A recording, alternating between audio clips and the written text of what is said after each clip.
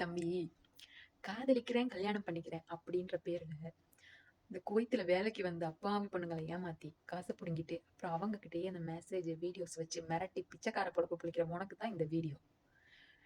நீ வெளியே வராத வரைக்கும், இந்த விஷயம் வெளியே வராத வரைக்கும் நீ தப்பிச்சேன்னு வச்சுக்கோ. அப்படி வந்தேன்னு வச்சுக்கேன், 63/2015 சட்டத்தின் படி உனக்கு 5 வருஷத்து சிறை தண்டனை. அது மட்டும் இல்ல தம்பி, 20,000 டினார். எப்படி? 20,000 தினார் நீ அரசாங்கத்துக்கு கட்டணும். ஃபைனு. இந்த குவைத்தில் இந்த மாதிரி சம்பவங்களோட சம்மந்தப்பட்ட பெண்கள் என்ன செய்ய, ஒரே ஒரு விஷயம் மட்டும் செய்யுங்க. அவங்க பண்ற மெசேஜ் வீடியோஸ் எல்லாமே ஸ்கிரீன்ஷாட் பண்ணிக்கோங்க. அவங்களுக்கு காசு அனுப்புறது எல்லாமே ஸ்கிரீன்ஷாட் பண்ணிக்கோங்க. அதை குவைத் சைபர் கிரைம்க்கு நீங்க கம்ப்ளைண்ட் பண்ணுங்க.